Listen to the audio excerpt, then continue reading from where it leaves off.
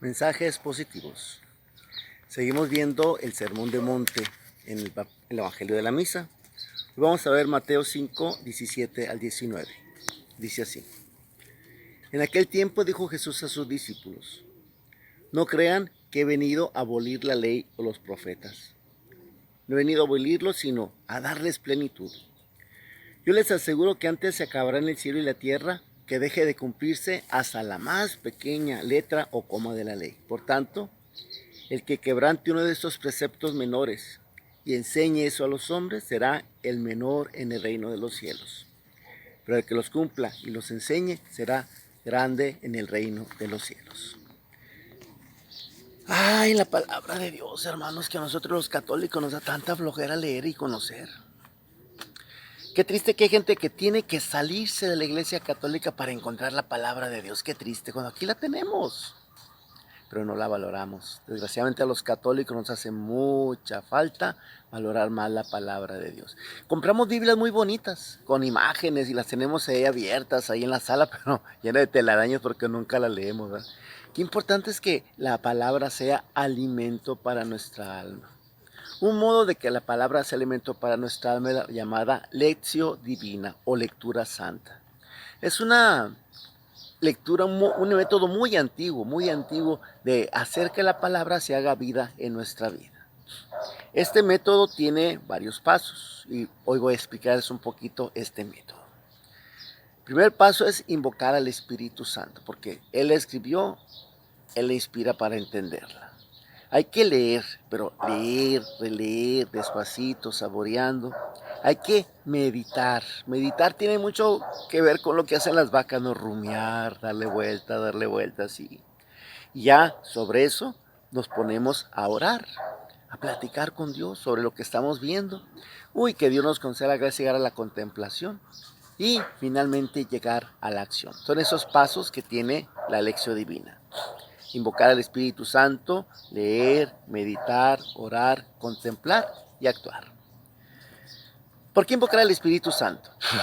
Pues porque es el que nos enseña a orar. Esa lectura tan bonita de Lucas, que pidan y se les dará. Y dice, si un padre, ustedes que son malos, les dan cosas buenas a sus hijos, ¿cuánto más el Padre les dará el Espíritu Santo a quien se lo pida? Hay que pedirlo. El Espíritu Santo es un don en sí mismo que nos da muchos dones, pero hay que saberlo pedir. Pedir al Espíritu Santo. Hay que acordaros lo que dice Romanos en el capítulo 8, 26, 27, que Él es el que ora en nosotros. Él es el que ora, intercede por nosotros ante Dios para que podamos decir las palabras que Dios va a escuchar. Darse tiempo, pues, a empezar invocando al Espíritu Santo. Busca hay una oracioncita muy bonita hacia el Espíritu Santo. Puedes buscar alguna en internet. Una oracioncita cortita y bonita que te ayude a entender la palabra de Dios. Luego el segundo momento será leer. Hay ciertas condiciones para esta lectura, No nomás es ponerse a leer así, no. Para la lección divina se ocupa fijar un tiempo determinado. ¿Qué tiempo determinado? Pues ¿cuál es el mejor momento de tu día? Cuando estés tranquilo, en paz. Algunos tempranito, yo te estoy diciendo más tempranito porque ahorita hay unos niños de visita y mucho ruido. Y si me empieza en la mañana, ya bien difícil hacer el mensaje. Pues hasta la noche lo he estado mandando. Por eso he tratado de hacerlo más tempranito, el mejor momento del día, cuando la casa está serena, tranquila. Así también tú, me imagino. Tienes que buscar el mejor momento del día. Puede ser tempranito, puede ser en la noche, puede ser cuando se van a la escuela los niños, no sé. Cada quien tendría que encontrar el mejor momento del día, que sea fijo y que sea un momento oportuno. El lugar tiene que ser adecuado, un lugar donde menos ruido haya, mejor. Hay ruidos lejanos, perros que ladran, pues ni modo, ¿verdad? Pero algo que te permita estar tranquilo. También hay un orden en hacer la lección divina. Una recomendación es, por ejemplo, seguir las lecturas de la misa, porque ahí estás obedeciendo lo que Dios te va poniendo. Y es interesante lo que te va saliendo cada vez.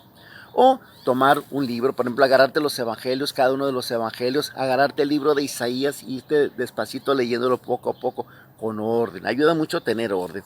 Hay quien le gusta abrir la Biblia y ver qué sale. Ayuda más el orden. También es importante la constancia, o sea, hacerla. Si empiezas a hacer, órale, diario, date el tiempecito. Y algo muy importante, con una actitud de fe. decir como el profeta Samuel, habla Señor que tu siervo te escucha. Estar conscientes que estamos en la presencia de Dios y que a través de su palabra Dios va a hablarnos. Eso es importante.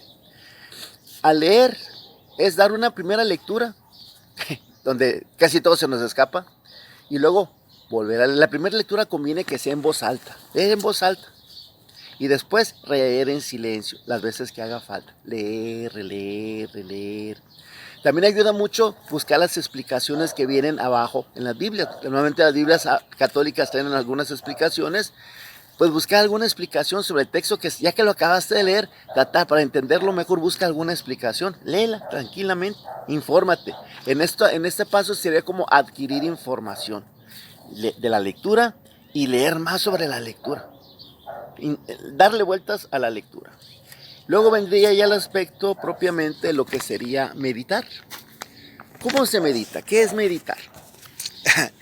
Tal vez el ejemplo más claro de lo que es meditar es lo que María decía, que María guardaba las cosas en su corazón. ¿Qué significa guardar las cosas en su corazón? Pues darle vueltas y vueltas y vueltas. Podemos decir que es como la palabra que usaban en esas, es la rumatio, es rumiar como las vacas, así tal cual. Darle vueltas y vueltas a las cosas, comer la palabra para poderla asimilar y para poder hacerla vida. Buscar el sabor de la palabra. No solamente leer, releer, masticar, así, rumiar. Ya la meditación sería eso, el darle vueltas a eso que ya lo leíste, ya lo entendiste. Entonces, darle vueltas. ¿Cómo sería? Escoger un texto. A veces lees algo y ¡pum! Un puntito es el que te llega. Dios así actúa. Cosas que las has leído 1000 veces, porque hay cosas que dicen, es que ya me las sé. No, aunque te las sepas, tienes que leerla como si nunca la hubieras leído. Y entonces un puntito te va a llamar la atención. De lo que te llama la atención, escoge un texto y repítelo. Repítelo así suavecito, repítelo en voz baja, repítelo. Aquí dicen musítalo, ¿verdad? Haz una musitación, léelo, vuelve a leer tu palabra, Señor, luce mi sendero. Tu palabra ilumina mi vida, Señor. Así un textito cortito, el que ya te haya gustado lo que leíste, o si son varios, pero así, escoge el texto, repítelo primero. Luego, sobre ese texto, hazte preguntas. ¿Qué? ¿Por qué? ¿Para qué? ¿Dónde? ¿Cómo? Hazte las preguntas que te ayuden a ubicarte mejor para tratar de entender de qué se trata el texto. ¿Por qué, Señor, dices que tu palabra es luz para mi sendero? ¿Por qué? ¿Qué significa?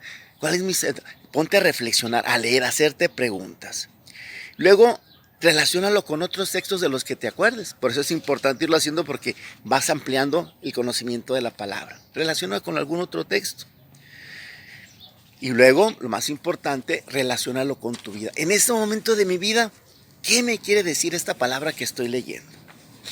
Aquí entra también mucho la imaginación. Imagínate, por ejemplo, si vas a leer el texto de la samaritana, pues imagínate Jesús viendo a la samaritana. Imagínate que tú eres la que está platicando con Jesús también. Pues es muy interesante usar la imaginación aquí. Y sobre eso venía el cuarto punto, que es orar. ¿Qué es? Ahora se abre tu corazón. Y lo que Dios te quiere decir y lo que tú le quieres decir, en base a lo que leíste, en base a lo que le meditaste, pues te pueden salir cosas que decirle. Señor, te quiero agradecer, te quiero pedir perdón, te quiero alabar, te quiero adorar. Ahí entra toda la riqueza de la oración, entra en ese momento. Viene un quinto punto, que es contemplar. Después de que platicaste con Dios, cierra los ojos, respira hondo, no digas nada. Deja que el Espíritu tome y te lleve.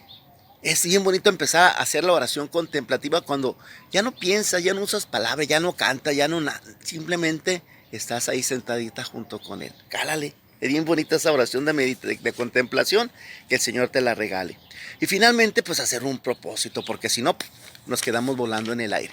Hacer un propósito para, como dice Santiago 1, 22 al 25.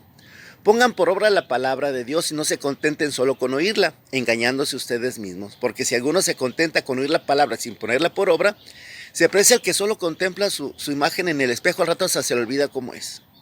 En cambio, el que considera atentamente la ley perfecta de la libertad y se mantiene firme, no como oyente olvidadizo, sino como cumplidor de ella, será feliz poniéndolo en práctica. Santiago 1, 22 al 25. Pues ojalá que esto les haya servido, les sirva para que ustedes profundicen más. Se lo voy a poner eso por escrito para que lo puedan asimilar mejor, ¿ok? mensajes positivos.